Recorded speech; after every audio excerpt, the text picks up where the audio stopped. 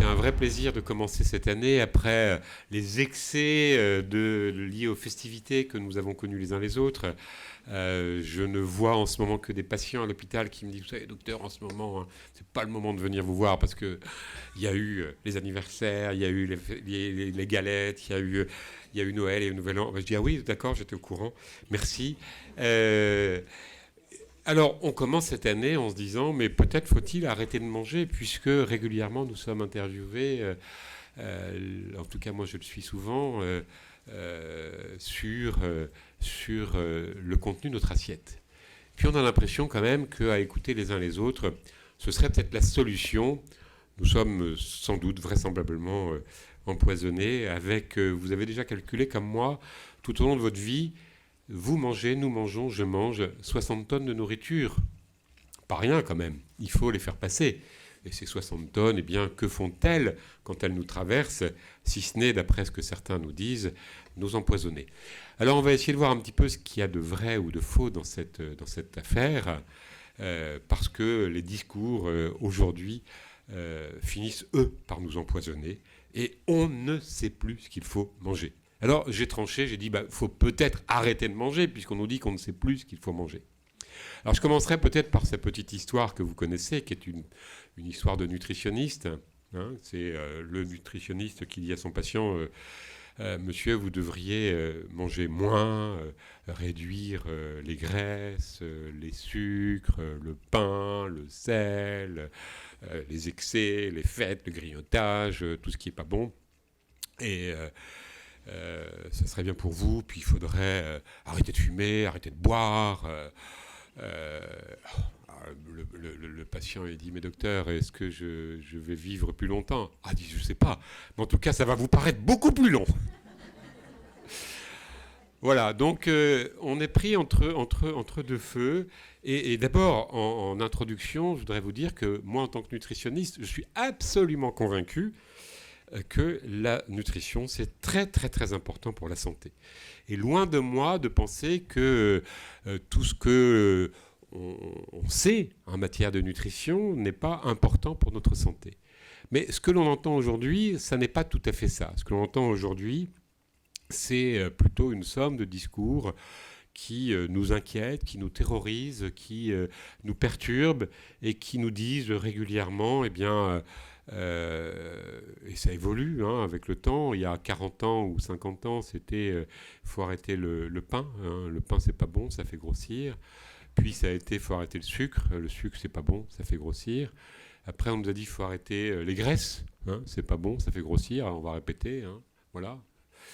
C'est pas nouveau. Hein. Au début du siècle, un nutritionniste assez connu, tellement connu que j'en ai oublié le nom, mais un nutritionniste assez connu disait qu'il y avait 3 mots dans notre alimentation: la viande, le sucre et l'alcool.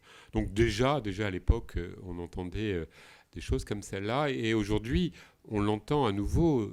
Ça fait des années que certains nutritionnistes ou pseudo-nutritionnistes français, américains, et c'est assez amusant d'ailleurs, souvent ce ne sont pas des gens dont c'est le métier, qui deviennent nutritionnistes par emprunt en quelque sorte. Et souvent les patients m'apportent des livres en disant: mais vous n'avez pas lu le livre du docteur machin qui dit que le sucre empoisonne votre cerveau, que la viande est un toxique aigu, etc. Donc régulièrement et depuis des années, on a effectivement des mises en garde, parfois justifiées. Souvent d'ailleurs justifiées dans le sens où les excès nous posent des problèmes. Bien sûr, les excès nous posent des problèmes sur le sucre, les graisses, le sel, le pain, le beurre, la viande. Mais aujourd'hui, ça n'est plus tellement ça qu'on entend. Les excès, c'est un peu du vieux jeu. Hein. C'est pour les vieux comme moi. Les excès, c'est la nutrition de grand-papa. Hein. C'est fini tout ça. Ce qu'on nous dit aujourd'hui, c'est pas ça du tout. C'est que le gluten, c'est pas bon et qu'il faut arrêter. C'est que la viande, c'est pas bon, il faut arrêter. C'est que le lait, ça n'est pas bon, il faut arrêter. Que le fromage, c'est pas bon, il faut arrêter. Donc on n'est plus du tout dans la lutte contre les excès, on est dans la lutte contre les aliments. Contre les aliments. C'est-à-dire qu'aujourd'hui, il y a des gens qui ont décrété qu'il y avait des aliments qui étaient à bannir, des aliments qui n'étaient pas bons. Ce qui peut arriver, et ça vraiment, je partage ce point de vue, c'est qu'il y a des gens qui ne supportent pas tel ou tel aliment, soit parce qu'ils ne l'aiment pas, soit parce que quand ils en ont mangé 40 ans avant, ils ont fait ils ont eu un effet indésirable, ils ont eu une gastro qui a suivi, et donc en général, si vous avez une gastro après avoir mangé des huîtres, vous êtes puni pendant de nombreuses années. Il y a des gens qui ont des allergies alimentaires, des gens qui ont des intolérances au gluten, maladie cœliaque, tout ça c'est tout à fait exact. Mais ce n'est pas ça qu'on entend. Ce qu'on entend aujourd'hui, en tout cas moi, je l'entends, peut-être vous moins, parce que vous êtes moins dans le coup. Moi, je baigne dans la nutrition, je suis tombé dedans, comme dirait l'autre, en étant petit, sans doute. Hein, et donc, j'entends en permanence qu'il y a des aliments qu'il faut bannir de notre alimentation, voire même parmi les aliments qui étaient jusqu'ici épargnés, deviennent aussi dangereux. Le poisson est dangereux parce que vous ne saviez pas qu'il était bourré de pesticides et d'autres contaminants. Et les fruits et légumes, mais comment vous pouvez faire pour manger des fruits et légumes, sachant qu'il y a au moins 300 pesticides qui ont été identifiés dans votre assiette. Il y a, lors d'une analyse qui a été faite il y a quelque temps par l'association sur Biocop. Et donc, ou bien Réseau Environnement. Et donc, même les aliments les plus sains, les plus sûrs, finissent par être source d'angoisse, d'inquiétude. Et finalement, eh bien, il faudrait mieux ne plus les manger. Alors, bien sûr, pour certains aliments comme les fruits et les légumes, ce n'est pas le fruit et le légume qui est mis en cause. Encore qu'un de ces jours, ça va nous tomber dessus aussi, c'est la présence de contaminants, dit-on. Et je vous dirai ce qu'il faut en penser de tout cela. Pour donc certains, ce n'est pas l'aliment qui est mis en cause, mais l'existence de contaminants. Encore une fois, on peut bien sûr être attentif à cette question-là, parce qu'il ne faut pas rejeter toutes les hypothèses et toutes les inquiétudes d'un seul bloc en disant circuler, il n'y a rien à voir. Ce n'est pas du tout ça ma question. Mon propos, ce n'est pas de dire il n'y a rien, c'est de remettre un petit peu les pendules à l'heure. Mais pour d'autres aliments, c'est l'aliment lui-même qui est rejeté. Mais ça n'est pas pour une indication précise qu'on le met en accusation. Un tel, par exemple, est intolérant au lactose, est gravement intolérant au lactose. Il ne peut pas prendre de lactose. Supposons que ça arrive. Il y a à peu près une quarantaine de cas mondiaux d'intolérance au lactose gravissime. 40 cas mondiaux, vous êtes peut-être l'illustre lauréat de cette affaire. Ou bien vous avez une allergie aux fraises, il ne faut absolument plus manger de fraises. Mais ce n'est pas ça. Ce qui est dit aujourd'hui, c'est qu'il ne faut plus consommer de produits laitiers. Il ne faut plus consommer de gluten, il ne faut plus consommer de viande. Ce sont des aliments qui nous empoisonnent. Alors, essayons d'y voir un petit peu plus clair. Et ce que je rejette déjà en bloc, c'est le fait de généraliser, vous comprenez bien, de dire que cet aliment, il est définitivement mauvais, il est définitivement HS, hors service, on ne peut plus en consommer. Il peut arriver qu'une personne ne supporte pas, n'aime pas, ait eu un effet indésirable avec tel aliment, et c'est tout à fait légitime de le supprimer, mais cette généralisation cache en fait soit l'ignorance, soit des idéologies qu'on va essayer de voir, même si il n'y a pas de fumée sans feu, il y a toujours un petit peu de vérité derrière des propos incendiaires. Il n'y a pas de fumée sans feu, il y a toujours un petit peu de vérité. Et donc, il faut que nous aussi, nutritionnistes, on entende bien sûr les remarques, et puis il faut qu'on essaye de continuer nos travaux, nos recherches, nos investigations. Et croyez bien que nous, nutritionnistes, scientifiques, médecins, eh bien, on passe notre temps à étudier, à lire, à regarder l'ensemble des publications et à y contribuer aussi nous-mêmes. Et donc, le procès d'intention qui serait qu'on n'est pas au courant de tout n'est pas juste. Mais les données évoluent. Les données évoluent. Et c'est d'ailleurs tellement vrai que des aliments qui avaient été bannis par certains nutritionnistes il y a 10, 15 ou 20 ans, et qui étaient couramment décriés et attaqués, je citerai simplement un aliment aussi simple que le beurre, sont aujourd'hui réhabilités. Ce qui montre bien que les données évoluent, que nous devons être prudents, qu'il y a toujours des choses qui étaient ignorées de nous autrefois et qui aujourd'hui apparaissent comme plus connues sous un nouveau jour, parce qu'on regarde les études différemment, parce qu'on fait de nouvelles études. La nutrition, autrement dit, évolue, mais ce qui restera définitivement vrai, c'est notre nature humaine, qui, elle, ne changera pas. Et notre nature humaine, c'est d'abord et avant tout d'être omnivore. Ça, c'est une question qui est extrêmement importante. Hein. Et je le dis souvent presque à chacune de mes conférences, si on voulait définir l'homme en tant que mangeur, il y a beaucoup d'autres définitions à donner à l'homme, bien entendu, hein, des définitions qu'on pourrait dire philosophiques, bien entendu, mais si on voulait définir l'homme sous son vocable ou sous sa nature de mangeur, je le répète et je dirai toujours la même chose, l'homme est un mangeur omnivore, c'est-à-dire qu'il peut manger de tout, même s'il y a des choses qu'il ne mange pas. Hein. Hier, vous ne mangiez pas d'insectes, demain, on vous en fera manger. Hier, vous ne mangiez pas de termites et vous n'en mangerez sans doute pas demain. Hier, vous ne mangiez pas de baleines et vous n'en mangerez sans doute plus non plus. Mais pourtant, il y a des gens qui mangent des termites, des baleines, des insectes, des sauterelles, des araignées. Et il y en a bien qui mangent des escargots et des huîtres. Et donc, l'homme est absolument omnivore, même si tout être humain ne mange pas tout.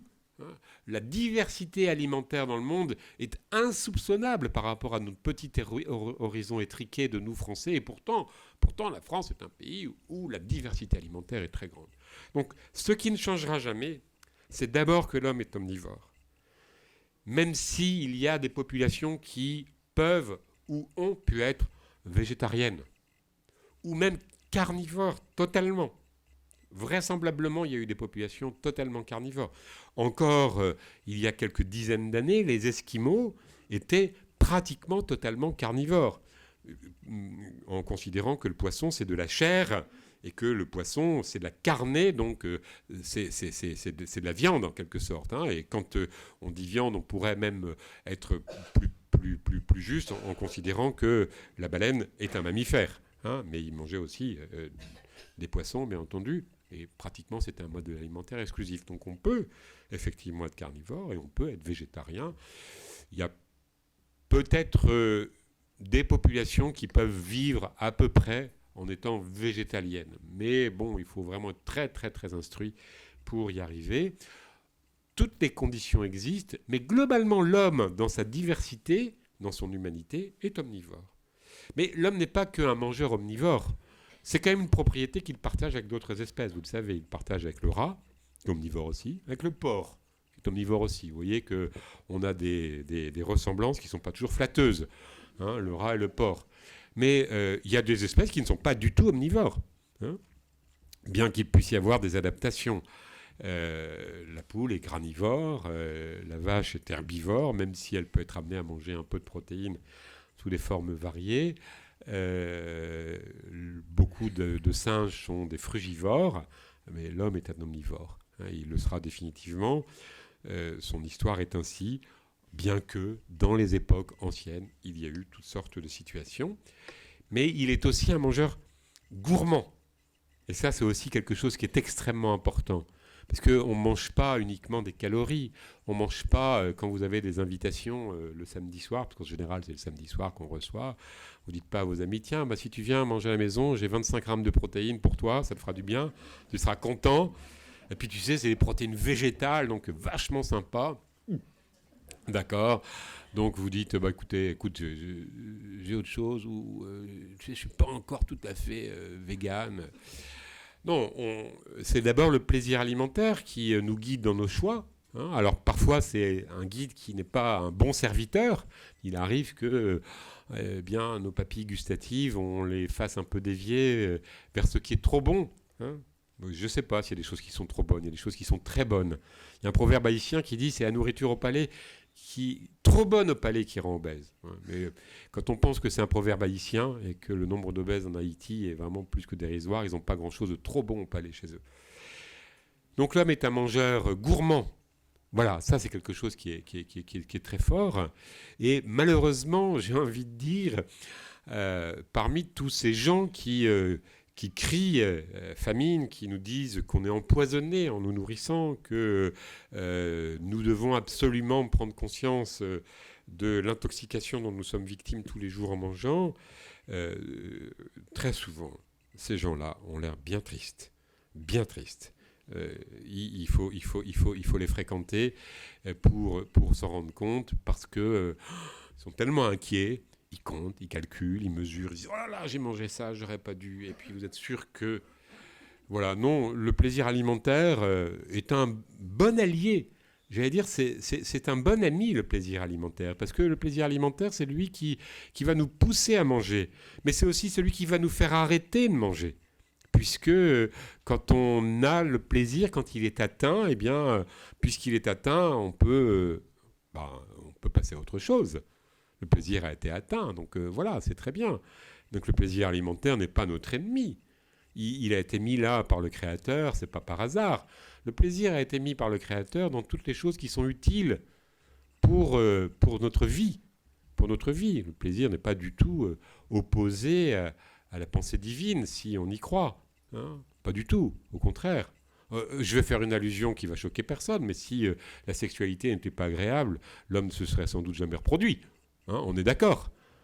Donc ça fait partie aussi des choses nécessaires. Donc le plaisir est là parce qu'il est au service de l'humanité et de la vie. Hein, donc voilà, il n'y a pas de mal à trouver du bien au plaisir alimentaire. C'est un bon allié, c'est un bon guide. Mais l'homme est aussi un mangeur social. Et je commencerai peut-être... après cette longue introduction, vous savez, vous connaissez les topos. Moi j'ai déjà eu des topos comme ça. Le gars qui dit je vais vous faire une introduction. Puis au bout d'une demi-heure, il dit bon, introduction est finie, mais le temps de parole est fini aussi. Donc non. On va illustrer ça avec quelques petites diapositives sympathiques, hein, pour vous montrer un petit peu comment on voit le monde demain, hein, le monstre du gluten. Puisqu'on va en parler du gluten, hein, je ne vais pas rester dans les généralités, rassurez-vous. Hein. Voilà, hein, le monstre du gluten qui nous empoisonne. Mais aussi celle-là. Bon, je prendrai juste un demi-verre d'eau tiède et déminéralisée. Depuis quelques années, je fais une petite intolérance à la nourriture. Il n'a pas l'air trop gai, notre homme. Hein. C'est un peu dur au début, mais on s'y fait. J'ai trouvé ça dans un magazine, vous imaginez bien. Mais celui-là aussi, il est sympathique. Je suis macrobiotique, végétalien, à tendance crudivore alcaline. Vous auriez quelque chose dans ce goût ? Pas de problème. Avec un supplément merguez, sauce blanche ou sauce piquante ? Waouh, sympa. Bon, j'ai pas dit qu'il fallait abonder dans le sens de ce qui est proposé ici, hein, pizza, chorizo frites, hein, pas trop souvent quand même. Mais celle-là, elle est quand même beaucoup plus sympathique. Elle a été prise dans The New Yorker. Vous connaissez New Yorker, qui est cette journal américain qui tous les ans édite les meilleures illustrations dessinées dans cette revue américaine. Et celle-là, elle a quelques années. Elle a illustré d'ailleurs un des livres que j'ai co-signé avec mon ami Claude Fischler, qui est un brillant sociologue que vous connaissez peut-être de réputation. Et donc, ce sont des Américains. Alors, ce n'est pas des Français. Hein, donc, on va mettre tout ça sur le dos des Américains en disant « nous, on n'est pas comme ça hein. ». Mais c'est à craindre. C'est à craindre. Donc, vous voyez, le premier est allergique au gluten, l'autre, il ne peut pas prendre de sel, le troisième est intolérant au lactose, le quatrième est végétarien, le cinquième est vegan, c'est-à-dire végétalien, le sixième est macrobiotique, et puis il y en a un autre qui est fanatique traditionnaliste, donc lui, il faut absolument la nourriture traditionnelle. Il y en a un qui est strictly kasher, donc vous devinez bien sûr, vous savez bien ce que c'est, et puis un autre qui est ultra picky gourmet, ou on a cleanse. Donc chacun a son menu, mais peut-on encore manger ensemble ? C'est ça la question. Et donc le titre du livre qu'on avait écrit, c'était cette question des régimes particuliers, hein, des alimentations particulières, et le sous-titre c'était « Demain pourra-t-on encore manger ensemble ?» Demain pourra-t-on encore manger ensemble ? Et ça, c'est une question qui me préoccupe beaucoup, qui m'inquiète beaucoup, parce qu'elle attaque en quelque sorte un fondement même non seulement de notre tradition alimentaire, mais notre humanité. C'est-à-dire qu'on n'est pas fait pour vivre isolément. L'homme est d'abord un homme de relation. Sans relation, on s'étiole. On ne se développe même pas. C'est impossible de se développer. Regardez les histoires des enfants qui n'ont pas été entourés d'autres personnes, n'ont pas pu se développer. Et la relation passe, bien sûr, par des rencontres. Et s'il y a un lieu de rencontre qui est extraordinaire, c'est le repas. Et le repas partagé. Mais le repas partagé aussi parce qu'il y a une espèce de communion à manger les mêmes choses. Ou en tout cas à manger avec plaisir. Des choses qui peuvent être presque identiques. Et moi, je suis désolé quand il y a dans les familles des gens qui me disent, vous savez, hein, c'est compliqué pour moi, docteur, ce que vous me demandez de faire à la maison, parce que je dois faire 4 repas différents le soir. Vous comprenez, mon mari, il n'aime pas ça, il voudrait absolument ça, mais j'ai ma fille qui a dit qu'elle était végétarienne, et j'ai le petit, lui, il est allergique, et puis moi, je suis maintenant aussi inquiète, alors je ne mange pas certaines choses. Et donc, en fait, ça devient épouvantable. Non seulement les gens ne peuvent plus manger ensemble, mais ils ne peuvent plus manger tout court.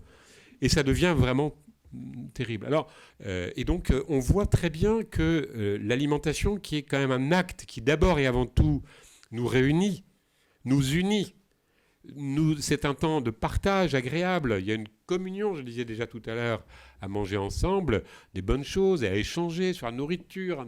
On va parler d'un repas, d'un resto, d'une recette. Enfin, les Français adorent ça.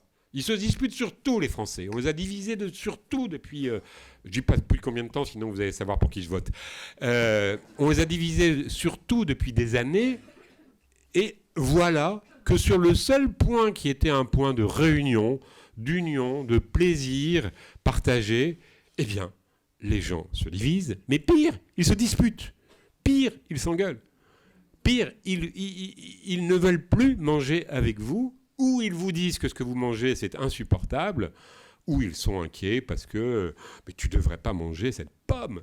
Tu ne savais pas qu'elle était traitée 35 fois. Tu manges encore des pommes. C'est incroyable. Tu devrais arrêter. Mais alors, le problème, si vous voulez, c'est qu'il y a toujours une toute petite part de vrai, parce que les traitements multiples sont vrais, mais les conséquences ne sont pas ce que les gens disent. Bien que nous ayons intérêt à être de plus en plus promptes à utiliser de moins en moins de pesticides pour l'environnement. Là, je mets tout de suite le bémol. Hein, et j'ai fait une conférence sur le bio à l'ISA, à Lille, il y a à l'Institut supérieur d'agriculture, il y a quelques temps, devant un parterre de 300 marchands de bio. C'était assez difficile à tenir. Mais j'ai dit exactement la même chose, c'est-à-dire que c'était une excellente chose pour l'environnement d'utiliser moins de pesticides, mais que nous n'étions pas empoisonnés en mangeant des pommes traditionnelles. Et je vous dirai tout à l'heure pourquoi.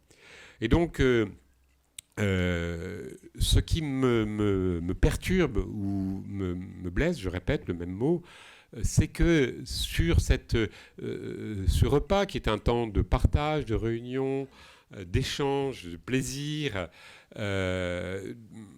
voilà, d'un certain nombre de choses qui nous réjouissent, et bien aujourd'hui, on est arrivé à se diviser, à se disputer et à s'insulter, ou presque, hein, ou presque. Et donc ça, c'est vraiment une vraie préoccupation.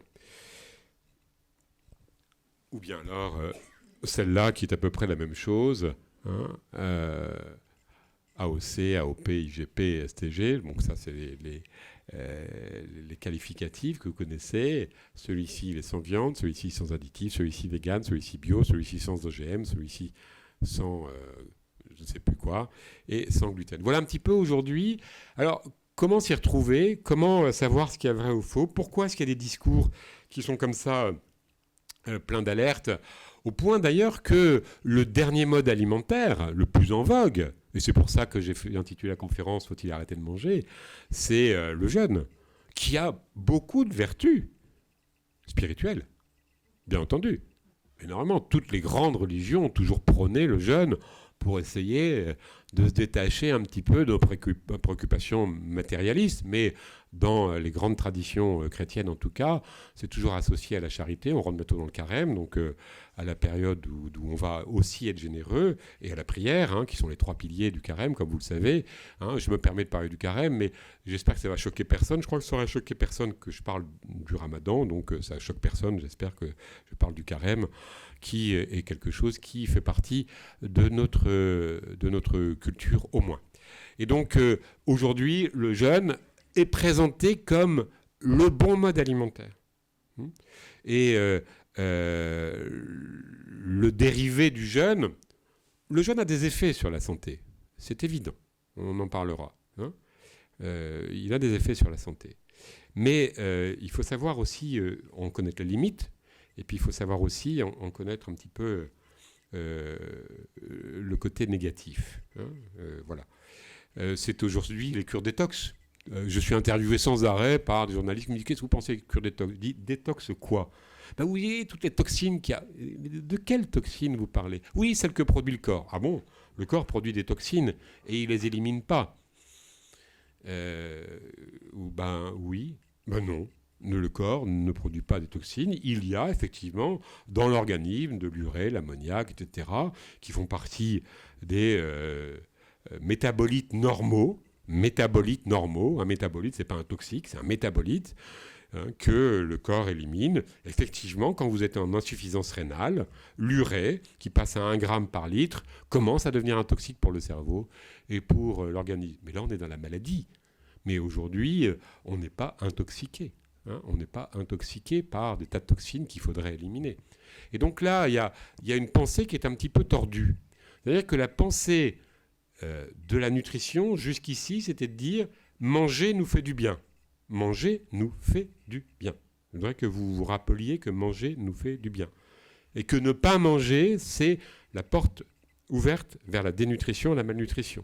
Et qu'aujourd'hui, un grand nombre de ces pensées que les gens ont sur le jeûne, le détox, j'allais dire, en étant un peu provocateur, c'est pas pour vous sans doute, mais c'est quand même un peu des idées d'enfants gâtés.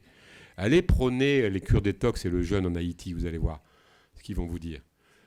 Dans ces pays-là, la sous-nutrition est la règle. Et aujourd'hui, il est vrai que l'abondance alimentaire est devenue trop importante au risque de nous faire surmanger. Et qu'il y a beaucoup de gens qui surmangent, effectivement. Et nous avons les problèmes des maladies de civilisation, et des excès alimentaires, et de l'obésité, et du diabète, des maladies cardiovasculaires. C'est tout à fait vrai. Mais entre apprendre à manger modérément, apprendre à manger équilibré, apprendre à manger moins, qui est tout à fait le bon principe, et à manger de tout, sauf si on n'aime pas, sauf si on est intolérant, sauf si on est allergique. Et puis dire notre alimentation nous empoisonne, on n'a plus du tout le même registre. Que le bien manger, c'est le pas manger, on n'est plus du tout dans le même monde. On est en fait dans de l'anti-nutrition. Anti-nutrition. Et comme je l'ai écrit dans un éditorial récemment sur le lait, j'ai dit les anti-lait, anti-nutrition contre l'homme. Je répète ce que je dis, anti-lait égale anti-nutrition égale contre l'homme. Parce que là, chez les penseurs de l'anti-lait, il y a aussi l'idée que, je vais développer après, on va prendre un aliment à la fois pour essayer de vous conduire à des connaissances qui sont un petit peu plus précises. Donc en fait, le jeûne, peut-être pour commencer par celui-là, et plutôt que terminer par celui-là, a des propriétés, c'est vrai. Mais ce qui est important pour être en bonne santé, c'est pas de jeûner, c'est de manger sainement et de façon équilibrée. C'est ça qui est important pour être en bonne santé. Alors, il y a des gens qui disent, oui, il faut, je ne sais pas comment ils disent, purifier, détoxiquer, éliminer. Attendez, je dis, apprenez à limiter les excès. Ne faites pas 36 000 excès en permanence. Vous n'aurez pas besoin de rentrer dans ce système de jeûne, qui peut avoir peut-être quelques propriétés. Mais voilà. Donc ça, c'est important. Et faire croire qu'on est empoisonné en permanence, c'est un problème. C'est même une insulte par rapport aux gens qui sont en sous-nutrition. Parce que, quand même, c'est extraordinaire de voir à quel point, en 100 ans, la disponibilité alimentaire s'est accrue au point qu'il n'y a plus de malnutrition, sauf chez les pauvres, aujourd'hui en France. Et ça, il faut le rappeler quand même. Au point même que dans le monde, même s'il y a encore trop d'enfants qui sont sous-alimentés dans le monde, on n'a plus que, excusez-moi du peu, 800 millions de personnes qui souffrent de la faim. Je vais dire, c'était le même chiffre il y a 20 ans. C'était à peu près le même. Cette façon de montrer le jeûne comme la voie du salut, en dehors de la dimension spirituelle dont je vous ai parlé, et puis du fait que on peut très bien se passer d'un repas ou d'une journée alimentaire par semaine. C'est pas très dangereux, mais au-delà. Quels sont les inconvénients et quels sont les avantages? Parlons concret. Les avantages, c'est qu'effectivement, quand vous jeûnez, eh bien, vous avez l'impression d'abord de vous sentir plus léger. C'est vrai, parce qu'il y a une modification de la flore intestinale, une diminution de l'inflammation qui survient après le repas et qui est physiologique. Et donc, vous avez l'impression d'être un petit peu libéré. Vous perdez un peu de poids et vous vous sentez un petit peu mieux. C'est tout à fait exact, ça. Donc, il y a des modifications qui peuvent paraître bénéfiques. Et éventuellement, il peut y avoir une modification de certains symptômes inflammatoires, c'est vrai. Plus concrètement, vous réalisez mieux, si c'était le cas, à quel point vous faisiez des excès. À quel point vous faisiez des excès. Bah oui, je m'en rends compte maintenant. Bah ça, c'est très bien. Alors, si c'est grâce à ça que si le jeûne sert à ça, on se rend compte qu'on faisait des excès. Mais est-ce que c'est vraiment nécessaire de passer par là? Bon, après tout, pourquoi pas cette expérience? Mais la présenter comme une source de guérison, il n'y a pas de preuve aujourd'hui. Hein. Il y en aura peut-être demain, c'est possible. Dans certaines maladies, il est possible que demain, on puisse ajuster le traitement de certaines chimiothérapies chez les cancéreux pour qu'il y ait moins de troubles digestifs. C'est tout à fait possible. Mais c'est encore du domaine de la recherche. Par contre, ce qu'on sait, c'est que chez le cancéreux, l'ennemi du cancéreux, c'est la dénutrition.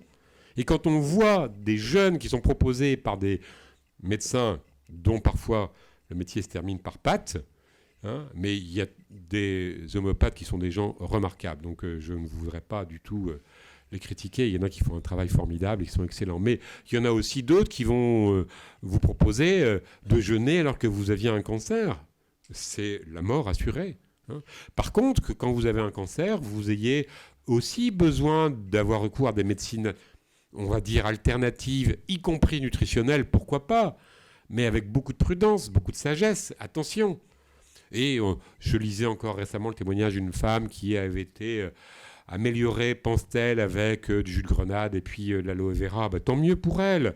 Mais elle a continué à suivre les traitements classiques et à se nourrir convenablement. Donc voilà, donc on ne va pas tout rejeter. Mais attention, deuxième prudence. Chez une personne de plus de 65 ans, j'y suis pas encore, mais ça arrivera, j'espère, Dieu merci. Eh bien, le jeûne de plus de 48 heures diminue fortement la masse musculaire. Et passé cet âge-là, on ne réussit plus à refaire ses forces musculaires. Et la dénutrition arrive. J'avais un excellent ami qui était un gars formidable, qui s'appelait Pierre Parodi, qui était un médecin macrobiote. Je ne suis pas du tout macrobiote, mais il était non violent et il jeûnait régulièrement pour des causes alternatives, mais des causes non violentes. Il a beaucoup jeûné pendant longtemps, un peu comme Gandhi, c'était un peu un disciple de Gandhi. Il est mort de sous-nutrition. Il diminuait tellement sa masse musculaire qu'il a fini par mourir de dénutrition. Le jeûne diminue la masse grasse, mais diminue aussi la masse musculaire. Et passé 65 ans, on ne rétablit pas. Et donc, en fait, on rentre dans une maladie qui s'appelle la sarcopénie, qui est la maladie des personnes âgées qui ne mangent plus assez et qui se soumettent à des restrictions importantes. Et le jeûne, dans ce cas-là, n'est pas bon. Alors vous allez dire, oui, mais il y a des cliniques.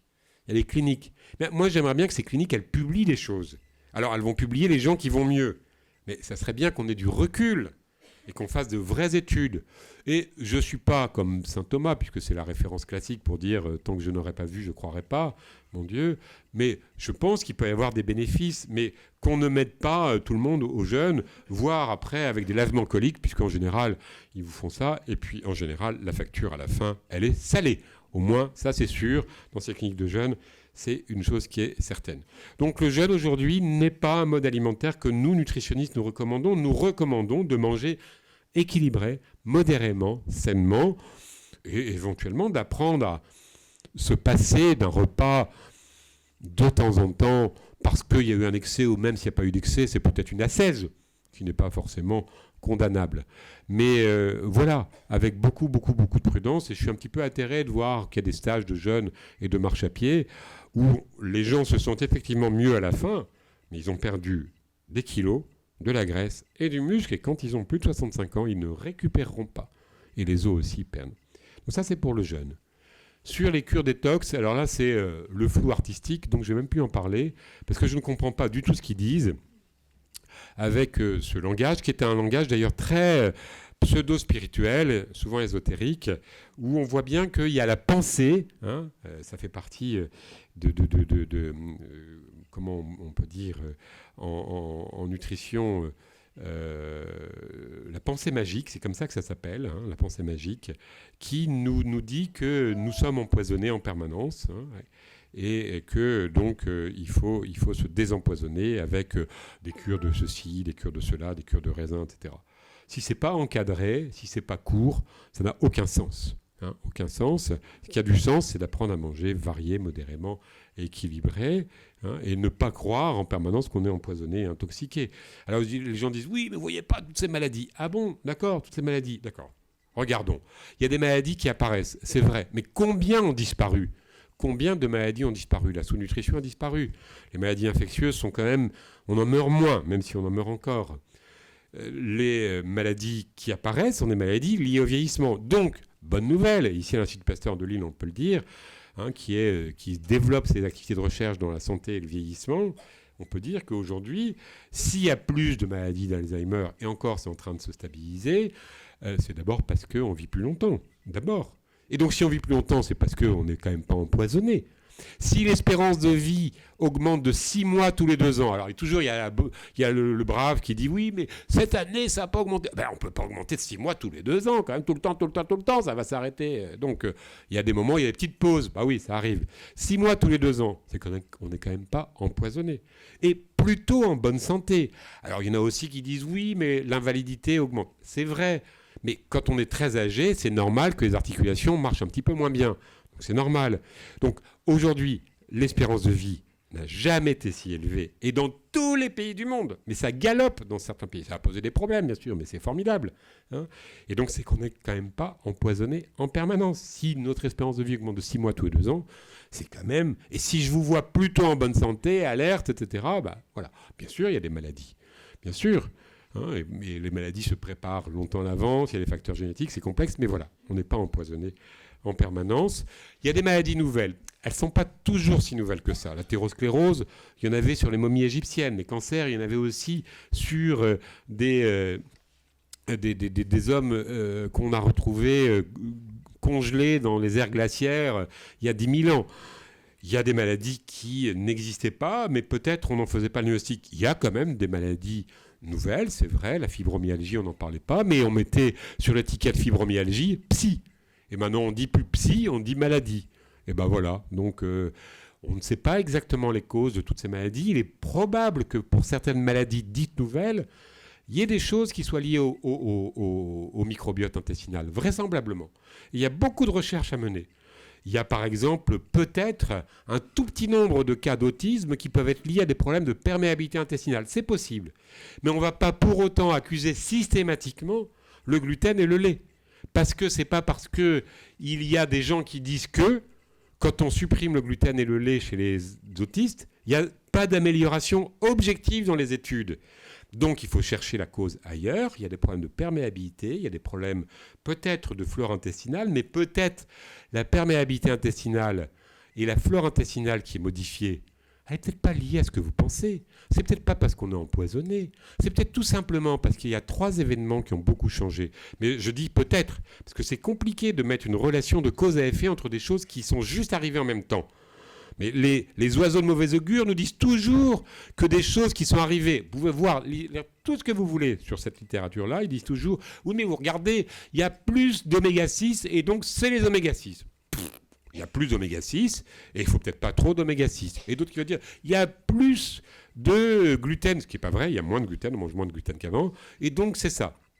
Et voilà. Alors, donc, prudence sur ce que je vais dire, mais là les hypothèses physio, pathologiques ne sont pas tout à fait idiotes, parce que c'est important en science. Nous, on a besoin de plusieurs éléments pour penser que quelque chose est peut-être vrai. Parce qu'un scientifique, il ne dit pas « je sais que c'est vrai, je vais vous le montrer ». Il dit « je ne sais pas, j'ai essayé de voir ce qui est faux et ce qui est vrai ». Et donc, pour cela, on a besoin d'études épidémiologiques qui étudient les relations, puis ensuite d'études qui étudient la relation de causalité, par des études d'intervention. Et puis, il faut aussi de la plausibilité mécanistique. Est-ce que c'est plausible qu'il y ait une relation ? Alors, je reviens sur mon histoire de certaines maladies qui n'existaient pas beaucoup ou pour lesquelles on mettait des étiquettes qui n'étaient pas forcément justes. Je ne citais 2 parce que c'est des maladies sur lesquelles je travaille un petit peu en ce moment, la fibromyalgie et l'autisme, dont on parle beaucoup, par exemple. Il y a la flore intestinale qui intervient peut-être, et la perméabilité intestinale peut-être. Et on a dit que c'était le gluten et que c'était le lait, c'est pas du tout sûr. Par contre, la flore intestinale, si elle se modifie, elle peut modifier la perméabilité de l'intestin. Et donc, il y a peut-être des molécules qui passent. Mais ce n'est pas les molécules qui sont en cause, c'est la perméabilité qui est en cause. Et pourquoi il y a une perméabilité intestinale? Peut-être parce que la flore intestinale a été changée. Pourquoi elle a été changée? Eh bien, peut-être pour 2 raisons, ou 3 raisons, qu'on a étudiées d'ailleurs dans l'obésité. C'est assez amusant. Toutes les maladies ont parfois des causes qui peuvent être communes et des effets qui peuvent être différents. C'est premièrement le nombre de césariennes qui a augmenté. Ah bon, césarienne, que vous rêvez là, césarienne, c'est une drôle d'affaire ça. Bah oui. Quand un enfant naît par césarienne, il n'attrape pas les microbes de sa maman à la naissance, il attrape les microbes de la salle d'accouchement. Et les microbes de sa maman, c'est ceux qui lui permettent d'avoir une bonne flore intestinale. On est passé de 5% de césariennes au début, à la fin du siècle, au milieu du siècle dernier, à 15 à 20% en France, 50% au Brésil, mais 80% dans les cliniques, quand même.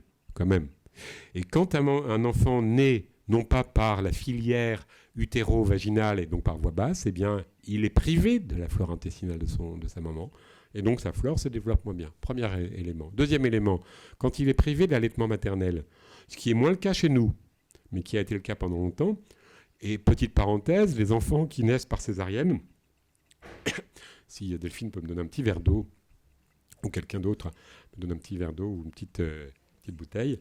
Merci, excusez-moi, parce que je sens que ça gratouille dans la gorge. Je ne les ai pas vus. Eh bien, les enfants qui sont nés par césarienne, les mamans allaitent beaucoup moins. Donc, mais quand un enfant n'est pas allaité, il bénéficie non seulement pas du lait de la maman, et en particulier du colostrum, excusez-moi, le nom m'échappait, mais pas non plus des bons microbes qui sont présents dans les maternelles. Extraordinaire. Ah ben voilà, Delphine, c'est bon. Il y a mon ami. c'est bon, je suis sauvé. Et donc, voilà, il est privé de ces bons microbes. Et donc, il y a peut-être un problème de flore qui ne va pas s'installer comme il faut. Or, l'allaitement maternel a été abandonné pendant longtemps. Et enfin, et là, c'est un petit bémol, on pense aujourd'hui que les traitements antibiotiques pendant les 2 premières années de la vie modifient aussi la flore intestinale. Et bien voilà des événements qu'on ne soupçonnait pas et qui peuvent expliquer peut-être pour une part l'augmentation de certaines maladies dont on sait qu'elles étaient moins présentes ou moins visibles et liées à des modifications de la flore, pourquoi pas. Donc vous voyez que c'est un petit peu compliqué d'établir des relations, il faut qu'on soit toujours prudent, mais nous aussi, parce que je ne voudrais pas nier en bloc qu'il y a des questions qui ne sont pas résolues. Il y a beaucoup de questions médicales qui ne sont pas résolues, bien entendu.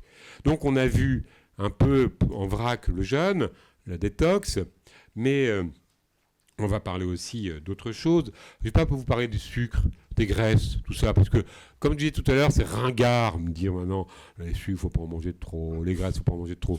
C'est à peu près vrai. Allez, un petit mot quand même. Pas trop de sucre, c'est vrai. Mais le sucre n'est pas un poison. J'ai dû faire une conférence au MEDEC l'an dernier sur le sucre est-il un poison violent? Parce que les médecins finissaient par croire que c'est un poison violent. Le sucre est nécessaire dans notre organisme.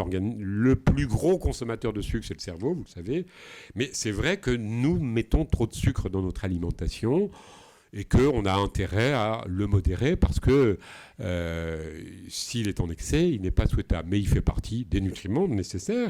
Et quand on n'en mange pas, mais qu'on mange des pommes de terre et du pain, il y a du sucre aussi et c'est à peu près les mêmes effets. Sauf que quand on a un coup de spleen et de stress, eh bien en général, c'est pas vers les haricots, les lentilles qu'on va se jeter, mais c'est quand même plutôt, tiens, passe-moi le plat de lentilles. Non, en général, c'est passe-moi les gâteaux ou le chocolat. Hein, c'est comme ça que on se réjouit un petit peu plus. Quant aux graisses, pendant longtemps, on a tapé dessus. Alors, on va prendre mauvais exemple sur nos amis américains, parce qu'eux, ils sont tellement nuls en nutrition, je ne vais pas le dire, j'espère qu'il n'y a pas d'Américains ici, qu'ils ont passé à la moulinette dans les années 70 avec McGovern qui a dit « les graisses dangereux », basé sur des études qui étaient des erreurs d'interprétation. Mais à culpa, les scientifiques peuvent aussi faire des erreurs. Dans les années 50-60, Ansel Keys, qui est pourtant un très très bon chercheur, avait fait une mauvaise interprétation de ces résultats en accusant les graisses saturées de tous les maux, alors qu'en fait c'était plutôt les aliments qui apportaient des graisses et des sucres qui pouvaient poser des problèmes, mais pas les graisses saturées elles-mêmes, qui ne sont pas des nutriments mauvais, mais simplement des nutriments dont on ne doit pas exagéré. Mais ça, c'est la règle. Vous m'entendrez toujours dire la même chose en nutrition. C'est même pas la peine de faire des études. Vous pouvez prendre le micro à ma place. C'est toujours la même chose. Les graisses saturées sont utiles, même si elles ne sont pas indispensables, ce qui est le cas des acides gras essentiels. Mais c'est pas parce que, je dis souvent, c'est une mauvaise blague, c'est pas parce que c'est pas indispensable que c'est pas utile. Hein, par exemple, moi je suis pas indispensable, mais je suis utile. Ben voilà. Hein, donc, mais personne n'est indispensable, mais on est utile. Eh bien, les graisses saturées, c'est pareil. C'est pas parce que c'est pas indispensable, c'est pas utile. Figurez-vous que si on n'en mange pas, l'organisme va en fabriquer avec les sucres, tellement il en a besoin pour son fonctionnement. Et donc, en fait, le déséquilibre n'est pas bon. Donc, les graisses, pas trop peu non plus, parce que s'il y en a trop peu, il y a trop de sucre. Vous voyez, c'est compliqué. Là, c'est la nutrition classique. Mais les anti ne parlent pas des graisses et du sucre. Ils nous parlent d'autre chose. Alors, ils nous parlent de quoi ? Mais ils nous disent, par exemple, qu'il faut arrêter le gluten. Alors, je vais en parler, parce que le gluten, c'est tellement devenu une mode qu'on se demande pourquoi. Alors, comme toujours, je le répète, il n'y a pas de fumée sans feu. Qu'a-t-il de vrai ? Eh bien, il y a trois situations où on peut être amené à dire « je ne prends plus de gluten ou de blé ». 3 situations. La première, qui est une situation vraie, qui est une situation qui n'est pas rarissime et qui est moins rare que ce qu'on pensait. C'est les gens qui ont une maladie qui s'appelle la maladie cœliaque, qui est une intolérance au gluten. Nous, actuellement, on a un travail de recherche là-dessus, donc c'est tout à fait intéressant. C'est plus fréquent qu'on le pensait. Avant, moi, quand j'ai fait mes études, il y a déjà fort longtemps, c'était un cas sur 2500 à naissance. Aujourd'hui, on s'y est, c'est un cas sur 250. Aïe. Bon, pourquoi est-ce que c'est plus fréquent qu'on pensait ? Parce que les médecins se sont trompés ? Pas forcément, pas toujours tapé sur le dos des confrères. C'est parce que, premièrement, il y a des formes silencieuses, on ne le savait pas. Deuxièmement, il y a des formes tardives, et on ne le savait pas. Et troisièmement, il y a des formes qui sont soit paucisymptomatiques, pauvres en symptômes, soit avec des symptômes qui n'étaient pas prévus. Par exemple, on sait maintenant, enfin, ça fait longtemps qu'il y a des troubles de la peau chez les gens qui ont une intolérance au gluten. Donc, c'est comme ça, dermatite herpétiforme, par exemple. D'accord ? Donc, ça, c'est plus fréquent qu'on pensait. Mais dans l'intolérance au gluten, la vraie intolérance au gluten, les gens doivent manger 0 gluten. 0 gluten. Allez, 50 mg, ça passe. Par jour, nous en mangeons tous plus ou moins 10, 15, 20 grammes. Hein, donc, voilà. Et je vous signale au passage qu'on en consomme de moins en moins, quoique les anti-gluten le disent. Pourquoi ? Parce que comme la source principale, c'est le pain, qu'on en mange de moins en moins, voilà. Alors peut-être, il y a certains qui disent « oui, mais c'est plus le même blé ». Ce n'est pas tout à fait vrai. Il y a toujours eu des blés qui étaient riches en gluten. Et les blés d'aujourd'hui ne sont pas plus riches en gluten qu'ils ne l'étaient. Mais il peut y avoir des modifications de l'épitope, on en parlera après. Donc ça, c'est une vérité. Et ces gens-là, ils doivent supprimer le gluten. La difficulté pour eux, c'est que quand ils le suppriment, ils voient parfois qu'il y a une amélioration de symptômes, mais parfois pas. Et ils ont tendance à vouloir en reprendre, et quand ils en reprennent, ils ne trouvent pas toujours des symptômes. Et pourtant, leur maladie continue à galoper s'ils prennent du gluten alors qu'ils ne devraient plus en prendre. Et donc, c'est une maladie qui doit être un régime strict. Pas rigolo, pas facile. Heureusement, il y a des progrès. Et le seul point positif des aliments sans gluten qu'on a vu, c'est que c'est de plus en plus d'aliments disponibles pour les vrais intolérants au gluten. Deuxième cas de figure, c'est les gens qui ont une allergie au blé. C'est une maladie rare où les gens sont allergiques au blé quand ils font l'effort. Un effort physique, ils ont un asthme, ils ont des boutons, ils ont un rash, ils ont un machin, hop, on fait le diagnostic, c'est un dermato-allergologue, en général c'est un allergologue, un pneumologue, plus de blé. D'accord ? Donc ça, c'est une maladie qui est rare aussi. Troisième cas de figure, c'est l'hypersensibilité au gluten, qui est en fait une entité qui n'est pas claire, qui est attribuée au gluten alors que probablement elle ne l'est pas dans l'immense majorité des cas, c'est-à-dire qu'on pense que dans à peu près 10 à 15% des cas, c'est non pas une intolérance au gluten, mais une réaction au gluten, une simple réaction au gluten, mais dans l'immense majorité des cas, dans 85% des cas, ce n'est pas le gluten qui est en cause, c'est d'autres composés qui sont présents dans le blé et dans les aliments apparentés, et qui sont des sucres spéciaux, que certaines personnes ne supportent pas parce qu'ils ont tout simplement ce qu'on appelle le syndrome du côlon irritable, qui est la maladie la plus fréquente des maladies digestives en général. Hein, et donc, on va d'ailleurs débuter aussi une étude là-dessus, je pense, prochainement. Et donc, vous voyez, dans bon nombre de cas, les gens ils pensent que c'est gluten, mais ce n'est pas le gluten. Alors, ils suppriment le blé et disent « je vais mieux », mais forcément, le blé contient aussi des sucres qui, eux, sont responsables de la maladie. Ça a été fait avec beaucoup de tests, mais il reste quand même un petit pourcentage de gens qui ont sans doute ça. On ne sait pas trop pourquoi, C'est peut-être parce qu'ils ont une flore intestinale qui n'est pas bonne. C'est peut-être parce qu'ils ont une hyperperméabilité intestinale. Et effectivement, certaines personnes sont améliorées. Mais d'ici à dire tout le monde doit arrêter le gluten, bah non, bien sûr que non. Bien sûr que non. Alors vous dites, mais les gens disent qu'ils vont mieux. Ben, d'accord, ils disent qu'ils vont mieux d'abord parce qu'ils mangent moins, ensuite parce qu'ils mangent moins de pain. Donc ils mangent moins de pain, ils mangent moins. Et puis s'ils avaient un syndrome du côlon irritable, en général, les gens sont pas bien avec le pain quand ils mangent beaucoup de pain, parce que ça la fait ballonner. Et donc voilà. Oui, mais il y a un tel, je sais plus les sportifs, j'y connais rien, qui, je sais plus, il a un nom yougoslave, je crois, je sais plus. J'ai oublié complètement, qui dit qu'il a gagné les matchs. Bah, tant mieux pour lui. Il dit que c'est le gluten. Bon, à moins qu'il ait vraiment un syndrome du côlon irritable et que quand il a mangé du blé ou des aliments apparentés comme l'orge et l'avoine, eh bien, il avait mal au ventre et du coup, il était moins performant. Vous voyez un petit peu, ne généralisons pas, ne disons pas le gluten est un poison.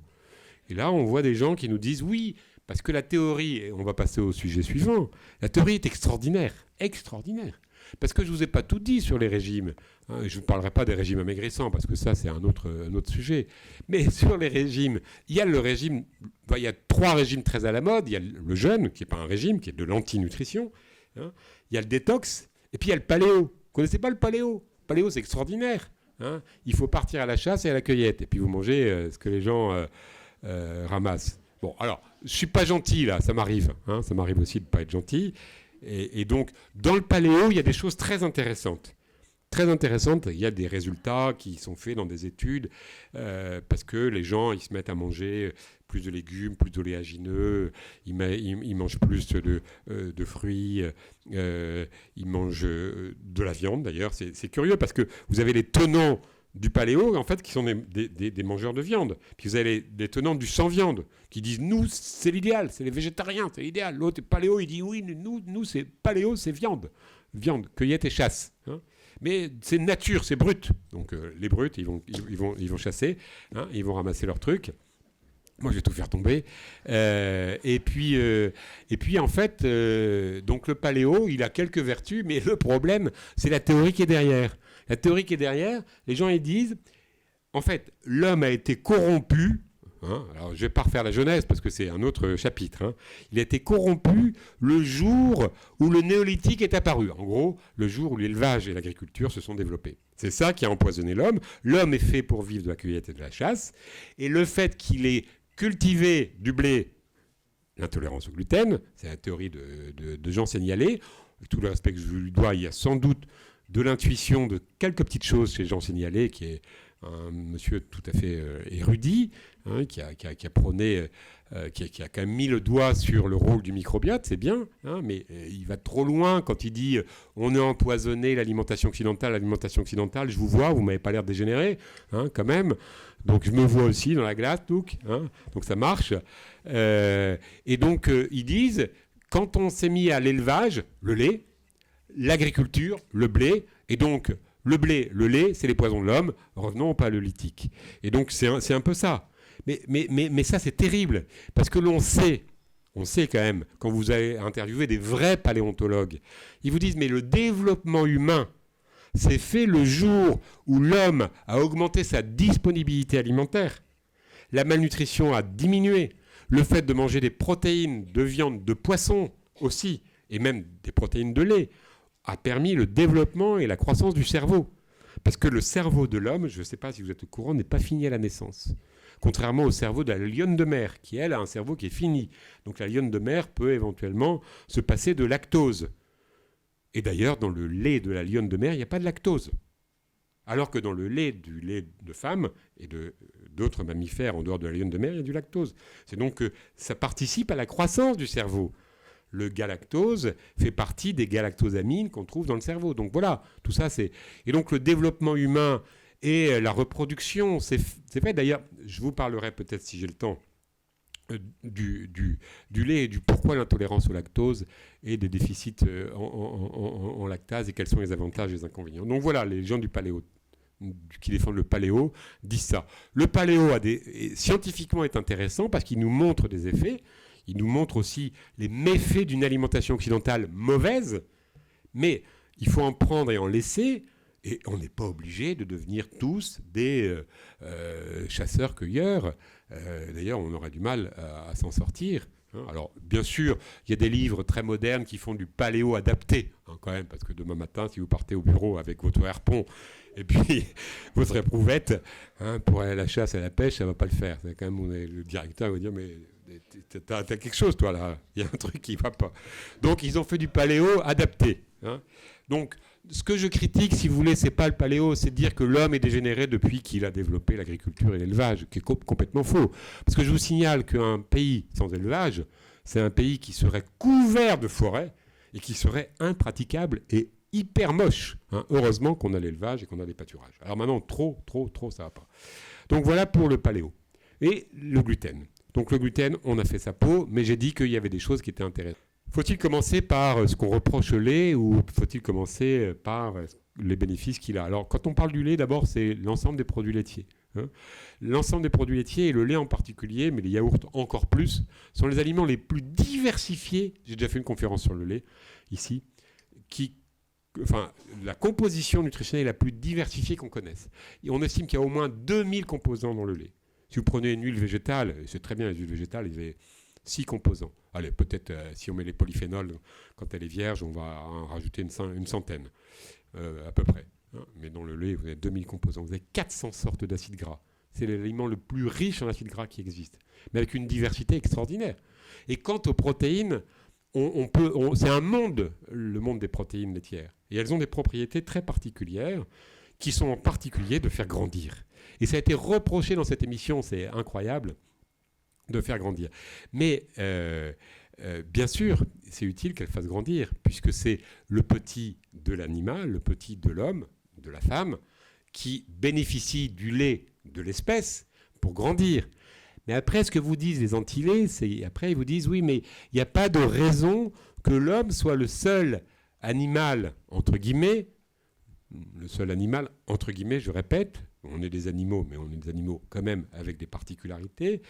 Hein, je n'ai pas vu en général beaucoup d'hippopotames faire des conférences, mais bon, voilà, on ne sait jamais, peut-être qu'ils parlent entre eux, sûrement d'ailleurs, ils font des bruits, borboring.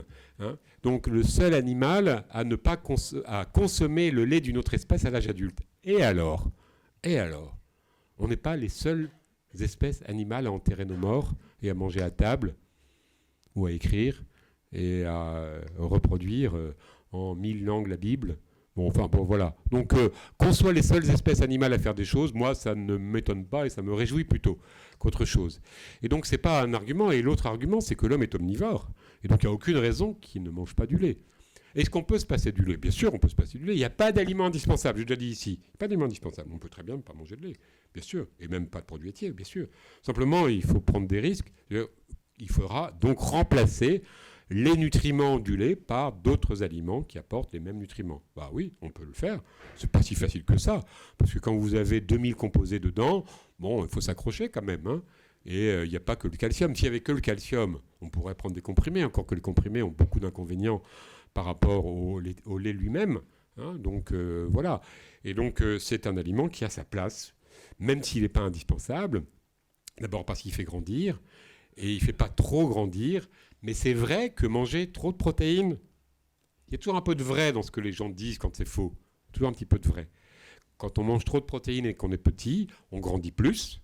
Et d'ailleurs, les générations d'aujourd'hui sont plus grandes parce qu'ils mangent mieux, plus de protéines. Et on peut aussi développer non seulement le tissu musculaire et osseux, mais aussi le tissu adipeux. Et pourquoi pas, effectivement, un excès de protéines être un facteur de promotion et augmenter le risque, d'adénome, de fibrome. Certains iront jusqu'au cancer. Le lait ne donne pas le cancer, les protéines ne donnent pas le cancer, mais ce sont des aliments, des nutriments de promotion, c'est-à-dire de faire développer. Donc tout excès, en particulier l'excès de protéines, n'est pas bon. Et on donne trop de protéines aux petits. Et quand à la maman, le soir, elle dit à son enfant, écoute, tu vas manger avec nous, ou tout seul avant, elle lui donne un demi-beefsteak, et puis un petit suisse, pas de 30 grammes, de 60 grammes, et puis 2. Parce que quand même, ils sont petits, les petits Suisses de 60 grammes. Avant, c'était 30, 120. Et puis, un biberon pour s'endormir. Et puis, un bout de fromage. Là, il y a un excès. Hein, et la tranche de jambon était trop grande et le demi-steak était trop grand. Il y a un excès de protéines, mais ce n'est pas le lait qui est en cause. C'est l'excès. C'est le comportement. C'est parce qu'on veut faire trop bien. On donne trop. Vous voyez, ça n'a rien à voir. Donc, on accuse un truc alors que ce n'est pas ça. Donc, on accuse le lait, effectivement, de choses invraisemblables. Alors, il y a des gens qui ne supportent pas, hein, on va en reparler. Il y a les allergies aux protéines du lait de vache qui existent, qui sont rares. On les trouve chez l'enfant. Après, elles diminuent. Ce qui augmente, c'est les allergies aux fruits et légumes. Pas aux pesticides, aux fruits et légumes tout court, parce qu'il y a des protéines aussi dans les fruits et légumes. Hein. Mais chez le tout petit, il y a des allergies aux protéines du lait de vache. Après, il y en a de moins en moins. D'accord ? Il y a des gens qui disent que le lait a des effets négatifs sur la santé. Ça donne des trachéites, des bronchites, des otites, enfin, tout, vous pouvez tirer partout. Le nez, les oreilles, la gorge. Hein, moi, c'est déjà tiré partout, donc... ben oui, grand nez, grandes oreilles, hein, comme Danny Boone, c'est mon cousin. Et donc... si, c'est vrai. et donc, ils disent que ça encrasse tout. Les articulations, etc. Sauf que c'est embêtant. Les études ne montrent pas ça. Il y a des études qui ont été faites qui sont extraordinaires. On a demandé à des gens, sans qu'ils le sachent, de boire soit du lait, soit pas de lait. Puis on a pesé, quoi ? Pas les gens, les sécrétions. On les a fait moucher dans les mouchoirs, puis on pesait. Parce que les gens qui sont contrôlés, ils disaient il y a plus de sécrétions. On a pesé les sécrétions. Ben, c'est pas plus élevé. Sur l'arthrose, c'est pareil. Ils disent qu'il y a plus d'arthrose. Bah, d'accord, on va regarder les études. Bah, les études montrent que les gens qui consomment plus de lait, la gonarthrose évolue moins. Ah bon, d'accord. Ah bah, c'est embêtant. Et sur l'ostéoporose, d'accord, on va regarder. Toutes les études vous montrent que quand les gens consomment plus de produits laitiers, de protéines, de calcium, eh bien, la densité des os est plus solide. Ça veut dire qu'il n'y a pas moins de fractures. De toute façon, ça ne sert à rien, mon papier. Donc, je ne sais pas pourquoi j'écris des trucs. C'est vrai. Ils ont montré une étude suédoise, que je connais très bien, où effectivement les femmes suédoises qui consommaient beaucoup de produits laitiers avaient, on n'a jamais compris pourquoi, mais il y a une hypothèse, plus de fractures. Mais d'abord en Suède, il y a moins de soleil, je ne sais pas si vous êtes au courant, et donc ça joue quand même. Et puis, autre chose, elles consommaient énormément de produits laitiers, jusque 600 ml par jour. Vous savez ce que ça fait, 600 ml ? Combien consomme de lait une femme française, une femme moyenne française ? Je ne sais pas s'il y a des femmes françaises moyennes ici. Hein ? 100 millilitres. Et donc, on ne peut pas faire le procès du 100 millilitres en prenant l'exemple du 600 millilitres, c'est la malhonnêteté intellectuelle. Par contre, les études montrent très bien que les gens qui ne consomment pas de produits laitiers parce qu'ils ont une intolérance au lactose, et donc n'en consomment pas, ont 2 à 4 fois plus de fractures. Alors, ce qui est vrai aussi, parce que tout est compliqué en nutrition, et j'aime pas quand on simplifie trop, c'est que ce qui est vrai, probablement, ce qui n'est pas bon pour l'os, c'est pas de boire beaucoup de lait, ce qui est bon, c'est de ne pas en boire. Vous voyez ce que je veux dire ? Celui qui n'en boit pas a plus de risque de fracture. Celui qui en boit un peu a moins de risque que celui qui n'en boit pas. Maintenant, est-ce qu'il faut en boire beaucoup ? Non, il ne faut jamais manger trop d'un truc, c'est pas bon. Et donc, et pour terminer sur le produit laitier, 2 choses, je regarde maman, en tout cas, il y a tellement de choses à dire, c'est que pas beaucoup, toutes les études ont montré que les gens qui consommaient des produits laitiers, je ne vends pas de produits laitiers, je n'ai aucun conflit d'intérêt. Je répète, aucun conflit d'intérêt, dites-le aux médias. Hein, dites-le aux médias parce qu'ils racontent des bêtises. Les gens qui consomment, je suis juste scientifique et salarié. Et donc, les gens qui consomment plus de produits laitiers ont beaucoup moins de diabète que les gens qui n'en consomment pas ou qui en consomment peu. Et c'est vrai, fortement vrai pour les yaourts. Les yaourts sont des aliments extraordinaires, sont des aliments vivants, des aliments qui contiennent des probiotiques et ils ont vraiment des propriétés tout à fait intéressantes. Tout à fait intéressante. On avait fait un procès, il y a une étude dont je viens d'être reviewer pour une revue américaine qui s'appelle American Journal of Clinical Nutrition, qui est une revue très très savante. Et on m'a demandé de relire l'article, c'est passionnant. Ils ont montré que contrairement à ce qu'on dit, puisqu'il y a des gens qui disent oui, le lait, ça augmente la puberté, ça augmente la précocité de la puberté, et donc comme on sait qu'une puberté précoce, ça va augmenter le risque de cancer du sein, etc. Et les chercheurs ont une étude d'Amérique du Sud, très très très très très bien faite. Ils ont montré qu'au contraire, les filles qui consommaient plus de yaourt avaient exactement l'inverse, c'est-à-dire plutôt un petit retard de 4 mois de puberté, lié sans doute aux propriétés très particulières des yaourts, ce qui est un facteur protecteur vis-à-vis du cancer du sein. Donc c'est exactement l'inverse. Et sur le cancer, on sait que le lait n'augmente pas le cancer du sein, on sait que ça diminue fortement, quand je dis lait, c'est les yaourts et le fromage, diminue fortement le risque de cancer du côlon. Et il y a un petit bémol, c'est que la consommation excessive de calcium, parce qu'il faut être vrai et scientifique, augmente de 9% le risque de cancer de la prostate. Le risque de 9%, ce qui est extrêmement faible, mais ça n'est pas nul, pour une consommation excessive de calcium, 400 millilitres de produits laitiers par jour, ce qui est à peu près 4 fois ce que les hommes consomment. Et donc, le bénéfice est tout net, et une étude qui a été faite par mon ami Jean d'Allongeville, qui est chercheur ici, épidémiologiste, sur une étude qui s'appelle Monica, dont vous avez entendu parler, je pense, récemment, ou en tout cas en venant au 5 à 7, a montré il y a 2 ans à peu près, publié avec Vanina Bongard et Jean Ferrière, que les gens du Nord, de Strasbourg et de Toulouse, adultes qui consommaient plus de produits laitiers, avaient une diminution de la mortalité de 50%. 50%, du jamais vu. Jamais vu. C'est extraordinaire. Alors, il faut bien faire attention, c'est pas parce que vous allez boire du lait demain que vous allez moins mourir. Comme moi, vous allez mourir à 100%. Mais la santé n'est pas altérée. Et ça, c'est très intéressant, parce que je vais aller sur un autre registre qui est complexe, parce que les gens accusent toujours en disant oui, mais vous êtes ignorants, vous ne savez pas qu'il y a du trafic du lait. Les gens disent toujours oui, mais d'accord, mais vous, nutritionnistes, vous n'êtes pas à la page, c'est les vieilles études. D'ailleurs, vous ne connaissez pas toutes les études. C'est vrai, je ne connais pas toutes les études. Mais je pense qu'il n'y a pas beaucoup de nutritionnistes qui lisent autant que je lis. Et donc, on lit beaucoup de choses, même les choses qui sont contraires à ce qu'on pense, parce que la science, c'est aussi de ne pas être sûr. Il faut qu'on soit toujours prudent. On n'est pas tout à fait sûr de tout. C'est pour ça qu'on est prudent et qu'on ne donne pas d'interdit. Et donc, les gens nous disent oui, mais vous ne savez pas que les aliments sont trafiqués. D'ailleurs, les pommes, on en reviendra, les fruits et légumes, ils sont traités, etc. C'est incroyable. Et c'est ce que j'ai dit à l'émission, mais c'est pas été bien passé, parce qu'ils ont un petit peu... Ils ont enrobé ça, ils ont passé vite. En fait, les études que je vous cite, qui sont des études épidémiologiques, qui montrent que la consommation de produits laitiers, raisonnablement, je ne vends pas de produits laitiers, il n'y a pas de marchand de lait derrière moi. Et je suis effectivement membre de l'OSHA, l'organisme du CNIEL. C'est pas organisme, c'est... je ne sais plus que veut dire O, c'est enfin bref, des produits laitiers, membre bénévole de l'OSHA, membre bénévole. Donc voilà, je n'ai pas de conflit d'intérêt. On est membre bénévole pour le plaisir de la recherche. Et donc les études qui ont été faites, qui montrent un bénéfice sur la santé cardiovasculaire, sur la santé diabète, cancer du côlon, et d'autres encore, parce qu'il y en a d'autres qui sont sortis sur Alzheimer, moins d'Alzheimer chez consommateurs de lait, moins de DMLA chez consommateurs de lait. Il y a plein de choses extraordinaires. Et surtout moins de sarcopénie, moins d'ostéopénie chez les personnes âgées. Ces études ont été faites chez des milliers de gens, des gens d'aujourd'hui, pas des vieux gens de 1902, des gens d'aujourd'hui, sur la base de leur consommation d'aujourd'hui avec les aliments d'aujourd'hui. Et quand on regarde ce que ces gens-là, avec le lait d'aujourd'hui, pourri, UHTisé, pasteurisé et traficoté, comme le disent tous les marchands de mauvais augure, parce que voilà, il y a sans doute des progrès à faire sur la qualité du lait, sûrement. Notamment, il y a des progrès peut-être à faire avec la filtration, qui est une technique qui permettra de mieux respecter les protéines. Il y a des progrès à faire. Mais donc, les gens qui consomment le lait d'aujourd'hui, c'est ceux-là qui ont meilleure santé. C'est ceux-là qui ont meilleure santé. Et donc, on ne peut pas dire, bah oui, mais c'est bourré d'hormones. Bah, bien sûr, il y a des hormones dans le lait. Et alors ? Il y a des hormones dans tous les aliments.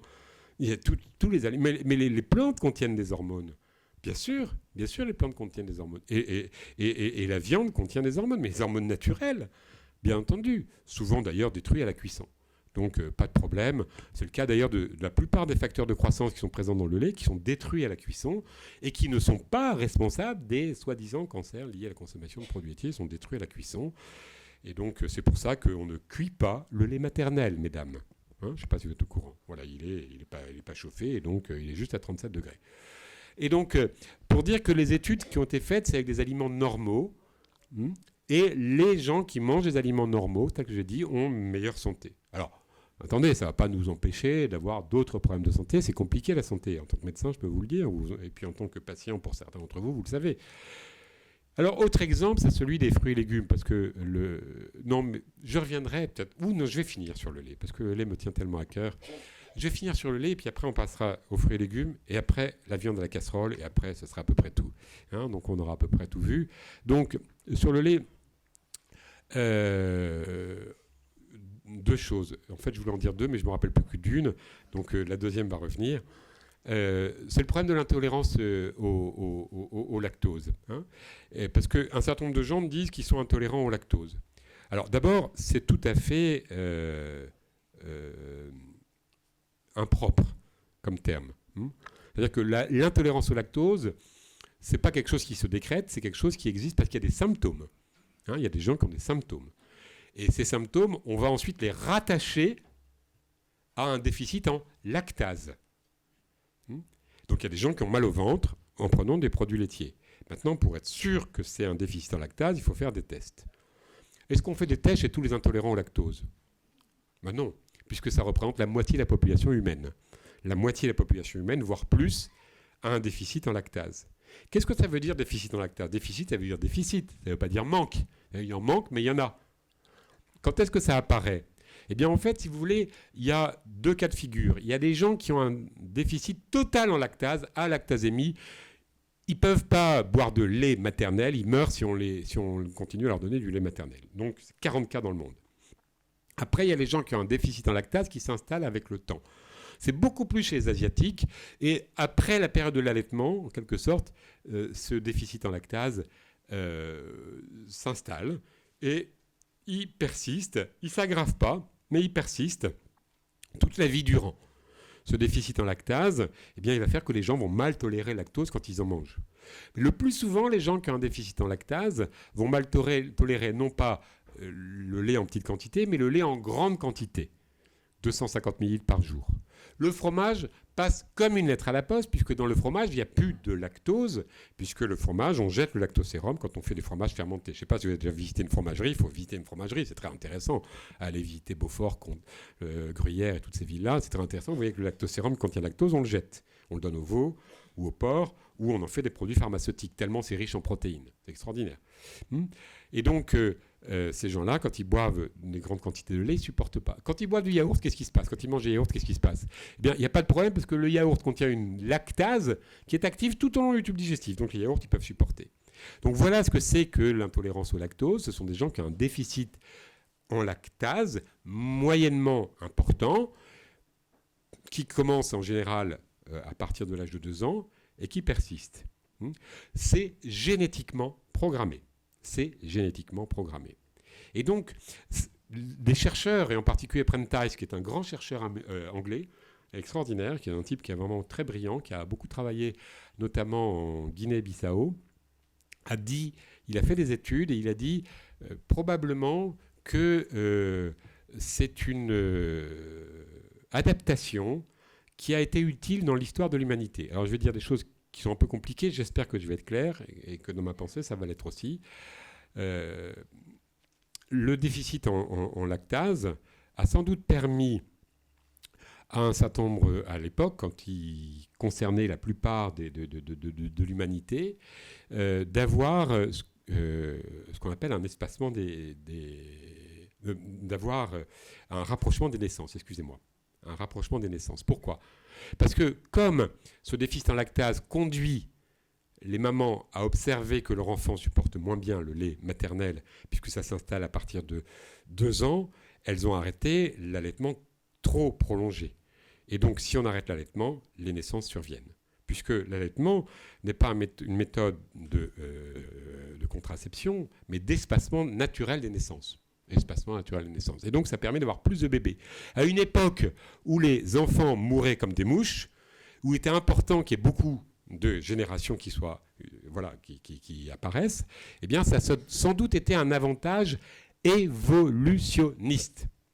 Et puis un jour, c'est génétiquement programmé. Un jour, il y a eu une mutation qui est apparue, et cette mutation a peut-être été favorisée soit par le hasard, en tout cas a coïncidé, on ne sait pas, avec l'apparition de l'élevage.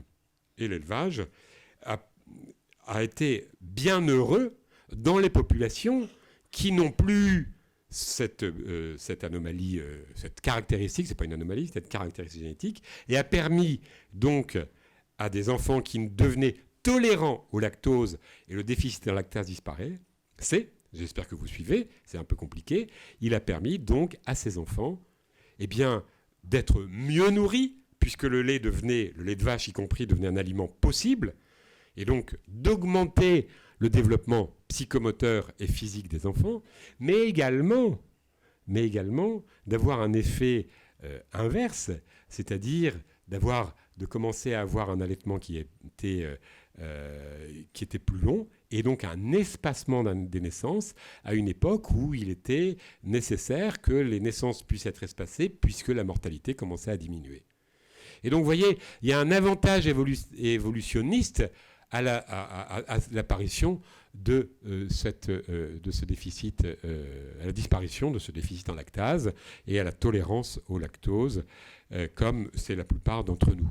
Donc on ne peut pas dire, si vous voulez, que c'est lié à l'élevage, que c'est à cause de cela, et puis que c'est mauvais pour la santé. Non, pas du tout. Le lactose a sa place, mais les deux situations peuvent être intéressantes. Voilà un petit peu le couplet sur le lactose, mais le dernier couplet sur le lait, c'est quand même celui qui est relatif, et c'est l'idée revenue, vous voyez, quand on parle, l'idée revient, 3 tours, hop, hein, et puis c'est apparu, l'idée est revenue, vite qu'elle ne se sauve pas. C'est ce qu'un grand nombre de gens qui sont anti-lait sont des antispécistes. Et on va encore parler d'un truc compliqué, celui-là.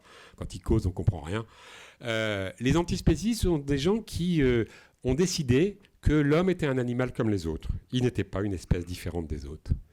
Et donc, ils ont décidé qu'à ce titre-là, eh bien, l'illustration, d'ailleurs, était le fait que il n'y a pas de raison que l'homme soit la seule espèce animale à consommer le lait d'une autre espèce animale à l'âge adulte. D'abord, ce n'est pas tout à fait vrai. On sait qu'il y a des populations dites primitives dont les femmes allaitent les chèvres. Donc, vous voyez, il y a parfois des choses, les anthropologues ont étudié cela. Mais ce discours est extrêmement dangereux, puisqu'il nie la spécificité de l'homme. Ils sont antispécistes.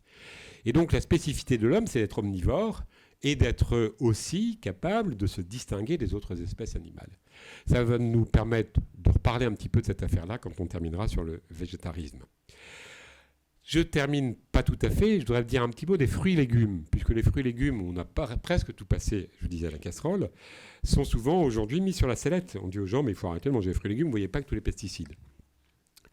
J'ai la chance de faire partie de beaucoup de comités scientifiques depuis longtemps, et en particulier le comité scientifique de sécurité alimentaire, et d'être un petit peu juste imprégné, imbibé de toxicologie. Mais je ne voudrais pas prétendre quoi que ce soit par rapport à mes amis toxicologues, et en particulier ceux de l'Institut. Je suis loin d'être à leur hauteur. Mais on a bien étudié dans ces structures le problème des pesticides.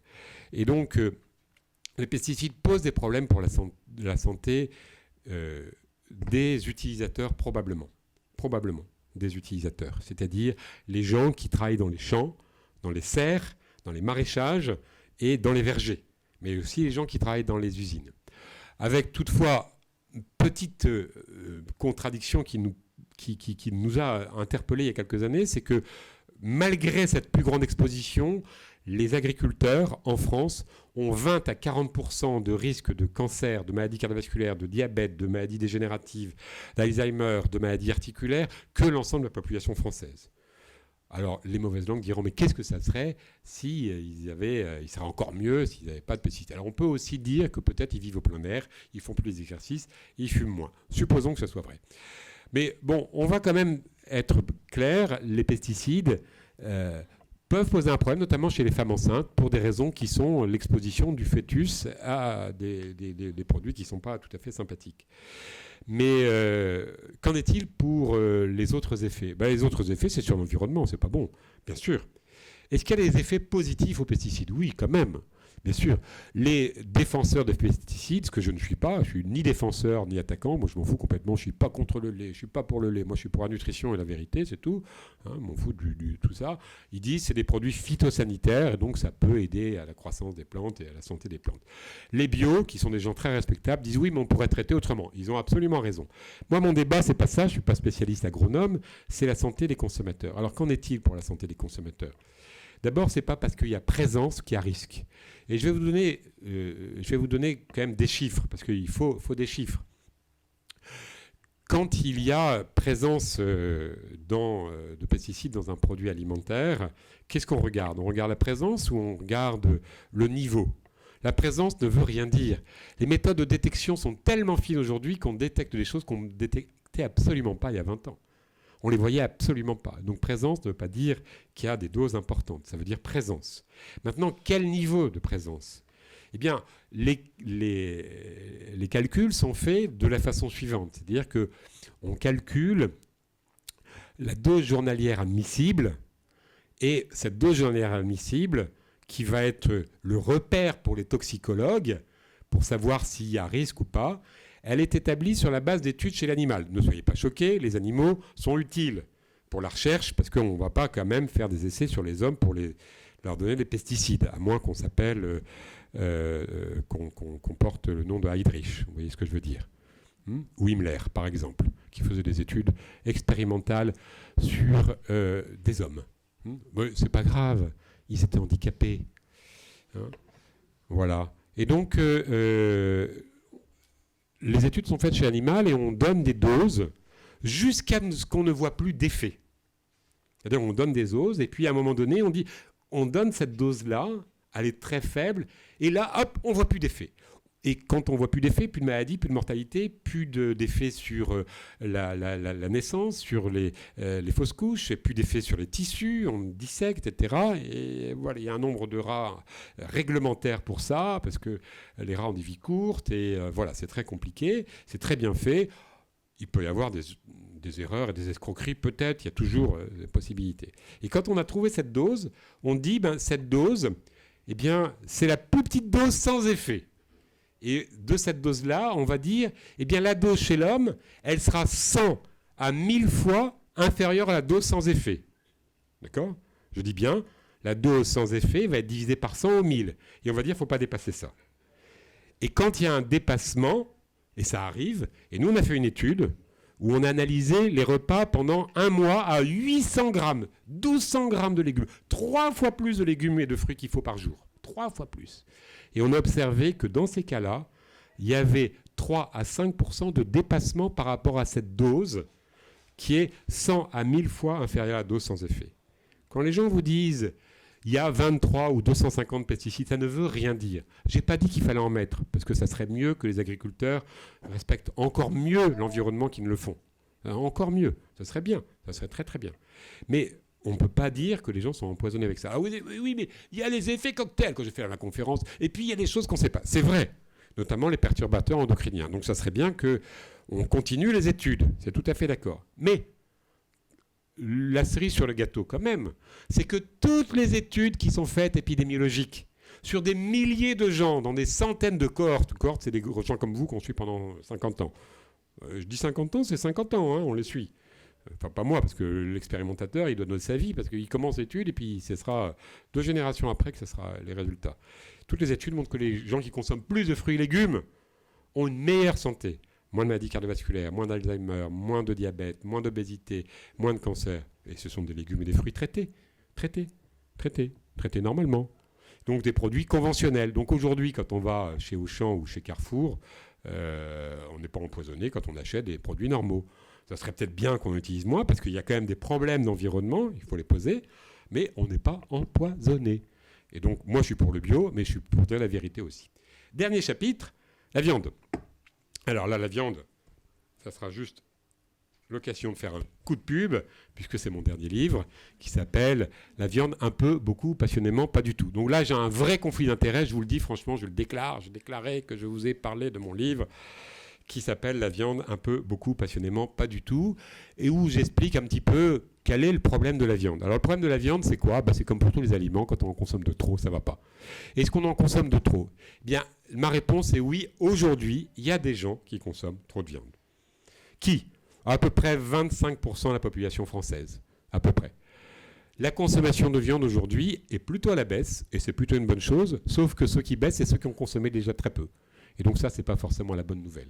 Parce qu'on donne des choses tellement tordues que les gens sont inquiets. Il y a eu notamment l'an dernier, fait par une noble institution qui s'appelle IARC, en français le CIRC, c'est-à-dire l'Agence internationale sur le cancer, qui a dit qui a dit la viande donne le cancer. Alors j'ai écrit, et dans le livre en particulier, que c'était faux. Alors on dit ouais, il est plus fort que l'IARC, des gens très savants. Non, j'ai dit que le discours a dû dire une consommation trop importante de viande est associée à une augmentation du risque de cancer. Vous allez dire, il joue sur les mots. Ben non, c'est pas parce que vous mangez de la viande que vous allez attraper le cancer. Hein. Vous pouvez manger d'ailleurs une quantité un peu importante aujourd'hui, mais ensuite peu ou très peu pendant 2 jours. C'est pas un problème. Mais c'est vrai qu'il y a une augmentation de 19% du risque de cancer quand on consomme trop de viande. Et c'est quoi trop de viande? C'est plus de 100 grammes de viande rouge par jour. Et les experts ont d'ailleurs recommandé pas plus de 500 grammes de viande rouge par semaine. Comptez cuite. Et donc ça fait un tout petit peu plus en cru. C'est pas moi qui dis que c'est cuit, c'est les experts qui disent que c'est cuit. Donc ça fait un tout petit peu plus. On peut en manger beaucoup moins et être en très bonne santé. Il n'y a pas d'aliments indispensables. On peut manger très peu de viande, on peut même manger pas du tout de viande rouge, mais on peut aussi en manger et être en bonne santé. Nous, c'est ça notre discours aujourd'hui. D'ailleurs, on espère commencer une étude. Ça dépend si on reçoit les financements, parce qu'on vit aussi selon les financements publics, des appels à projets, où on montrera qu'une consommation modérée de viande avec une consommation importante de fruits et légumes améliore les paramètres de santé. Et donc, ce qui est vrai, c'est qu'une consommation excessive de viande n'est pas bonne, augmente un peu le risque de cancer. Quand elle est excessive, plus de 500 grammes de viande rouge quand elle est cuite par semaine. Combien on en consomme de la viande rouge? Aujourd'hui, les Français consomment 130 grammes de viande par jour en moyenne. Et sur ces 130 grammes, il y a à peu près 50 grammes de viande de boucherie. Et donc, vous voyez, on est très loin, très loin. C'est pareil pour la charcuterie. La charcuterie augmente le risque de cancer de 17 ou 19%, c'est à peu près pareil, à partir de 50 grammes par jour. C'est pas beaucoup comme augmentation, mais c'est une augmentation qui, statistiquement, est significative. Sauf que souvent, ce sont des gens qui ne consomment pas assez de légumes, font pas assez d'exercice, fument plus, sont en excès de poids, etc. Et puis, sauf que la consommation moyenne de charcuterie en France, c'est combien? C'est 35. Donc là, les Français ne sont pas aujourd'hui menacés de cancer. Par contre, on a intérêt à manger moins de viande, moins de charcuterie. Alors, peut-on s'en passer? On va terminer là-dessus. C'est le problème des végétariens, des végétaliens. Alors, moi, mon propos, c'est de dire on peut se passer de la viande. D'ailleurs, on peut se passer de tout aliment. Mais à un moment donné, il faut quand même manger. C'est ce que je disais tout à l'heure, faut-il arrêter de manger? Donc, pourquoi se passer de tout? Sinon, on meurt. Bon, d'accord. Hein, le jeûne prolongé, en général, hein, vous savez que la durée du jeûne maximum, c'est 40 jours. Hein. Donc, voilà. Le jeûne prolongé, au-delà de 40 jours, le risque de mortalité est majeur. C'est pour ça que le carême dure 40 jours. Après, bon, faut un petit peu se nourrir. Et donc, voilà, on est donc... la viande, on peut s'en passer. Mais la question, c'est pas de dire, est-ce qu'on peut s'en passer? Oui, on peut s'en passer, à condition de bien la remplacer. À condition de bien la remplacer, bien sûr. C'est-à-dire, on va la remplacer par ce qu'elle apporte. Elle apporte quoi? Des protéines, du fer, du zinc, et puis... un peu de graisse. Les graisses, on n'a pas de problème pour en trouver un peu partout. Les protéines, mais il n'y a pas de problème pour en trouver ailleurs. Ce n'est pas un problème. On ira en chercher dans les produits laitiers. Ah oui, mais non, on n'aime pas le lait. Dans les œufs. Ah oui, mais non, on ne mange pas de... Fais pas pareil des œufs. Dans le poisson. Ah, le poisson est empoisonné. Bon, le poisson, ça sera pour la prochaine conférence. Hein. Donc, on peut en trouver dans d'autres sources de protéines animales, dans les protéines végétales, et c'est très bien. Mon premier livre, en 1984, je suis si vieux que ça, vous voyez, c'était il y a 32 ans, aux éditions de l'Institut Pasteur de Lille. Malheureusement, il n'est plus édité, c'est celui-là qui le remplace. 70 000 exemplaires, il avait fait vraiment grand succès. Et c'est lui qui nous a permis de créer le service nutrition. Sans le livre Manger autrement, que certains ont peut-être, Manger autrement a permis de rapporter de l'argent à l'Institut Pasteur de Lille et de créer le service de nutrition de l'Institut Pasteur de Lille. Et donc, j'avais écrit Manger autrement qu'il fallait manger moins de viande. J'avais fait plein de menus végétariens et lancé le menu végétarien. Et je continue à dire que c'est très bien de manger végétarien régulièrement. Mais être végétarien, est-ce que c'est indispensable? On peut être végétarien. Ce n'est pas un problème. Il y a un petit inconvénient quand même chez les végétariens, c'est que quand c'est des vrais végétariens, pas des pesco-végétariens, vous savez, parce que maintenant il y a toutes sortes, les flexi, les pesco, les intermittents du spectacle, enfin toutes sortes, qui se partagent un petit peu. Les pesco-végétariens, c'est bon. Enfin, c'est bon, c'est un peu schématique. Mais les pas pesco-végétariens, hein, c'est des gens qui ne mangent pas de poisson. Ils manquent d'oméga 3, c'est vraiment dommage. Et un peu d'iode aussi, c'est un peu dommage. Mais donc les végétariens, on peut tout à fait être végétarien. Mais faut-il être végétarien? Hein? Doit-on devenir végétarien? Moi, je dis non. Mais manger moins de viande, oui. Moins de viande rouge, moins. Aussi, bien sûr. parce que ça fait partie d'une meilleure santé, parce que quand on mange moins de ceci, on mange plus de cela. Mais si c'est pour aller manger d'autres aliments et plein de gâteaux et de choses comme ça en excès, ça n'ira pas. Mais on peut être végétarien, c'est pas un problème. Hein. Et il y a d'autres raisons que je développe d'ailleurs dans le livre, qui sont des raisons éventuellement auxquelles les gens sont sensibles aujourd'hui, c'est le bien-être animal, mais qui est un peu instrumentalisé. Hein. C'est comme si on disait aujourd'hui dans les maisons de retraite, tous les vieux sont martyrisés. La preuve, j'en ai trouvé une grand-mère qui avait reçu une petite tape sur la main. D'ailleurs, c'était caméra cachée. Hein. Donc voilà, d'accord. Bon, toutes les personnes âgées ne sont pas maltraitées dans les établissements des EHPAD. Mais il arrive qu'il y ait des maltraitances. Et bien pour les abattoirs, c'est sans doute la même chose. Mais c'est bien qu'on s'occupe de ça. Hein. Mais moi, ce que j'ai envie de dire, c'est que 99,9% des éleveurs aiment leurs animaux et s'en occupent bien. Aiment leurs animaux et s'en occupent bien. Donc le bien-être animal, c'est tout à fait légitime et louable d'y être sensible. Mais l'homme a toujours mangé des animaux. Mais je vais dire, qu'est-ce qui est le plus cruel et le plus violent? C'est une antilope qui se fait bouffer, déchiqueter pendant des heures par un lion, ou l'animal qu'on va abattre d'un seul coup dans la tête. Voilà, il faut assumer, l'homme est un omnivore et ça fait partie de sa culture. C'est aussi un petit peu ce que je défends dans le livre d'ailleurs en disant notre culture alimentaire, c'est pas uniquement des protéines et des chouicous pour ou contre. Notre culture alimentaire, c'est autre chose. Notre culture alimentaire, c'est une histoire, c'est un héritage, une tradition, c'est un partage, une gastronomie, c'est le plaisir. Et donc aujourd'hui, pourra-t-on encore, je le mettais ici, pourra-t-on encore manger ensemble demain? Pas sûr. Pas sûr qu'on puisse encore manger ensemble demain. Et donc on perdra beaucoup. Un petit mot pour terminer sur le véganisme. Les véganes, qui sont des gens qui sont végétaliens, eux, ils ont supprimé tous les produits animaux. Bien sûr la viande, les produits laitiers, le poisson, les œufs, le miel, les insectes, s'ils en mangent. Et donc quand il y a du vent, puis qu'il y a une mouche qui rentre dans il faut la retirer. Donc c'est pas gentil du tout, parce que j'ai des amis végétaliens, donc c'est très bien. Mais ils suppriment tous les produits animés, ils portent pas de cuir et de laine. Mais parfois, ils sont un peu agressifs quand même. Je crois qu'ils sont un peu fâchés que tout le monde soit pas comme eux, et donc sont parfois un petit peu agressifs. Nous ne recommandons pas le mode alimentaire végétalien, car c'est un mode alimentaire trop risqué. Il est éventuellement possible, vous êtes très savant, très instruit, et que vous allez absolument manger des comprimés de vitamine B12 toute votre vie. Donc c'est quand même le seul mode alimentaire où il soit indispensable pour l'équilibrer de manger des comprimés. Mais il n'y a pas que la vitamine B12 qui manque, il y a aussi un peu de fer, un peu de calcium, un peu de zinc, des oméga 3. Et c'est quand même pas un mode alimentaire qu'on recommande, en tout cas pas chez les gens âgés. Alors passé 45 ans... non, pas chez les gens âgés et pas chez les enfants. C'est vraiment très embêtant, et pas remplacer le lait par les jus végétaux. Voilà donc un petit peu un tour d'horizon de tout ce qui fait notre quotidien, nous nutritionnistes, et puis surtout cette conviction que l'homme est d'abord et avant tout un mangeur omnivore, social et gourmand. Voilà, bon appétit.